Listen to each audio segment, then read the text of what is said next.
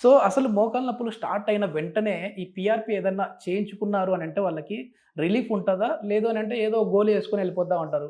అట్లాంటిది బెటర్ అంటారా? చాలా మటుకు హ్మ్. కూర్చొని చేసే పనులే.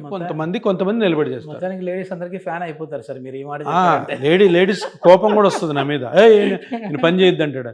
పొద్దున ఒక ఫీమేల్ ఎవరైనా హౌస్ వైఫ్ తీసుకో, 40 years హౌస్ వైఫ్, పిల్లలు ఇంటర్మీడియట్ అలా చదువుతుంటారు. పొద్దున ఒకటే క్వశ్చన్ అడుగుతాను నేను, నొప్పితో వస్తే మోకాలు నొప్పితో. ఓకే. పొద్దున 6కి లేస్తావు కదమ్మా, మధ్యాహ్నం 2 వరకు, 6 నుంచి మధ్యాహ్నం 2 వరకు, దగ్గరగా 8 గంటలు అనుకో, ఎంతసేపు కూర్చుంటావు నువ్వు అని అడుగుతా. కూర్చుంటావు. ఓకే. 6 నుంచి మధ్యాహ్నం 2 వరకు ఎంతసేపు నువ్వు కూర్చుంటావు అంటే ఆలోచించి కూర్చోరు వాళ్ళు అసలు. 2 అని ఎందుకన్నానంటే 2 వరకు లంచ్ అవుతుంది, అప్పుడు కూర్చుంటారు.